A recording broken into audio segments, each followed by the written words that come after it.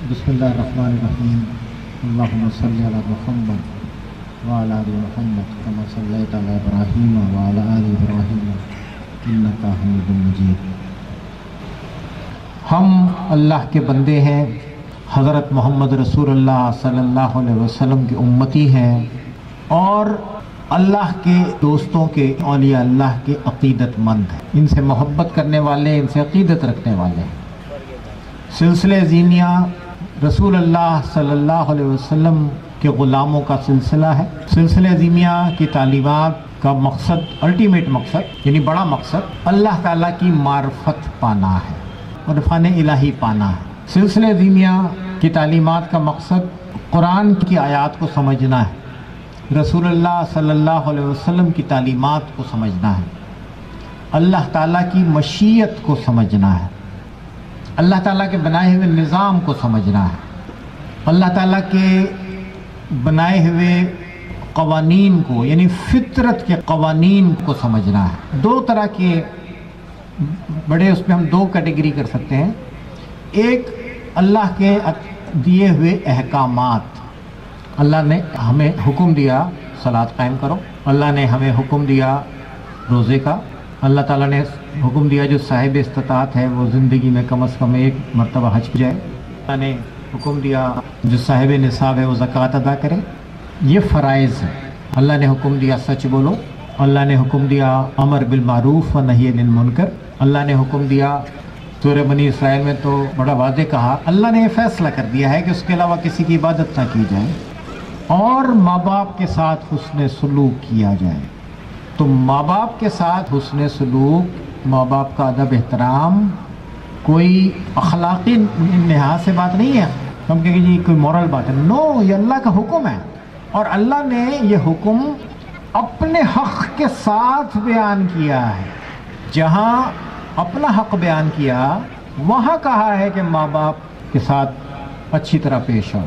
इसी तरह और कई बातें, तो एक तो वो अहकामात हैं जो हमें जिस तरह बिल्कुल क्लियर सूरत में हमें दिए गए हैं। एक हमें आप कह लें कि डायरेक्ट कह लें या बिलवास्ता कह लें, हमें हुक्म दिया गया क़वानीन का इत्तबा करना है।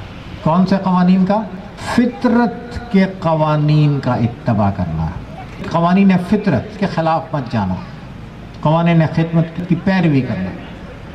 जो लोग अल्लाह के अहकामात की बजावरी करेंगे और जो लोग क़वानीन फितरत की पासदारी करेंगे वो फलाह पाने वालों में से होंगे। क़वानीन फितरत के तहत हमें सबको जल्दी सो जाना चाहिए, सुबह जल्दी उठ जाना चाहिए। ये नेचर का तकाज़ा है, फितरत का तकाज़ा है कि लोग गुरूब आफ्ताब के 1-1.5 घंटे बाद, 2 घंटे बाद सो जाएं और तुलू आफ्ताब से पहले या तुलू आफ्ताब पे उठ जाइए। रात का खाना मगरिब के वक्त खा लीजिए, थोड़ा एक घंटे बाद खा लो, बस दैट्स इट। हम 12 बजे खाना खाते हैं, तो हम ये क़वानीन फितरत के ख़िलाफ़ जा रहे हैं। तो जब कोई आदमी क़वानीन फितरत के ख़िलाफ़ जाता है तो कुदरत उसका हाथ नहीं पकड़ती। या कोई आदमी अल्लाह के अहकामात पे अमल नहीं करता तो फरिश्ते उसको आके रोकते नहीं हैं। मिसाल तौर पे एक आदमी नमाज़ पढ़ने नहीं जाता तो फरिश्ते डंडे मार के नहीं ले जाते उसे नमाज़ पढ़ाने। तो एक आदमी साफ़ ग़िज़ा इस्तेमाल नहीं करता, साफ़ पानी नहीं पीता, तो उसे कोई रोकता नहीं आके, लेकिन उसके नतीजे उसको मिल जाते हैं। भाई हमने अपना मामूल बिगाड़ लिया। कानून ये कहता है या फितरत ये कहती है कि सब लोगों को जल्दी सो जाना चाहिए, सूरज गुरूब होने के बाद सो जाना चाहिए, 1 घंटे बाद, 1.5 घंटे बाद, और सुबह उठ जाना चाहिए। हम 1 बजे 2 बजे सोते हैं, सुबह देर से उठते हैं। तो किसी ने क्या बिगाड़ लिया हमारा? भाई कोई आके कोई KMC वाला तो नहीं उठा रहा ना आके जल्दी उठो जल्दी उठो। लेकिन हमारा बहुत कुछ बिगड़ा। आप 40+ के लोगों की मेडिकल टेस्ट करा लीजिए, 50% से ज़्यादा लोगों के मेडिकल टेस्ट एबनॉर्मल आएंगे। किसी का कोलेस्ट्रॉल बढ़ा होगा, किसी का यूरिक एसिड बढ़ा होगा, किसी का ब्लड प्रेशर बढ़ा हुआ होगा, किसी की शुगर बढ़ी हुई होगी, किसी के जोड़ों में दर्द हो रहा होगा, किसी की आंखें दुख रही होंगी, किसी के सर में दर्द होगा, किसी को डेंटिस्ट्री का प्रॉब्लम होगा, कुछ ना कुछ ज़रूर होगा। क्यों? जबकि आपने ऐसे लोग भी देखे होंगे जो 80-80 साल के, उनके सारे दांत ठीक हैं, उनके बाल भी ठीक हैं, और कोई 40-50 साल का आदमी बूढ़ा लगता है देखने से। क्यों?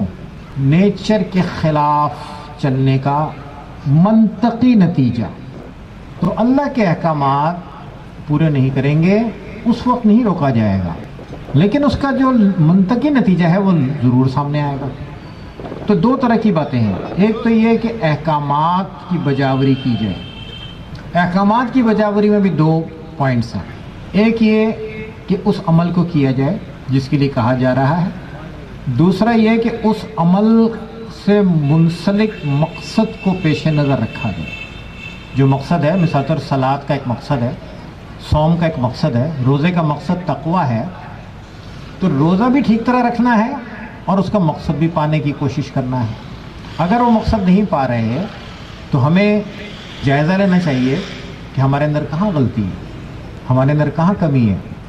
अगर सलात में मुझे हुजूरी नहीं हो रही, अल्लाह ताला के दरबार में हाज़िरी का एहसास नहीं है और एक ख़यालात की फ़िल्म चल रही है, और ये भी याद नहीं कि मैं 4 रकतों वाली नमाज में ये भी याद नहीं कि तीसरी रकत है कि चौथी रकत है, तो इसका मतलब ये है कि हम ज़हनी तौर पर हाजिर नहीं हैं।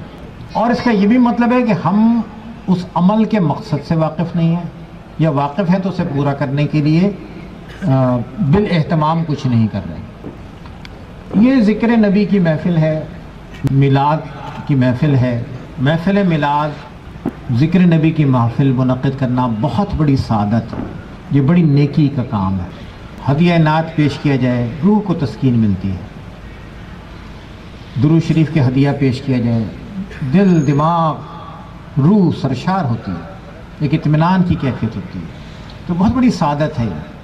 हम सिलसिले ज़ीमिये में ये कहते हैं, सिलसिले ज़ीमिये में हमारा ये राय है कि जब हम ज़िक्र नबी के लिए जमा हों तो उस इज्तिमा को एक तरबियती इज्तिमा भी बनाया जाए।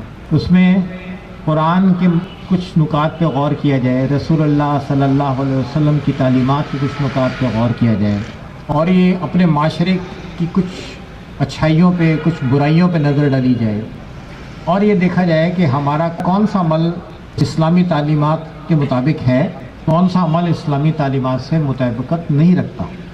तो ये भी हमारी नज़र में मिलाद का एक बहुत बड़ा एक फैज़ है कि जो हमें अपना जायज़ा लेने के लिए, अपना मुहासबा करने के लिए एक मौका फराहम करता है।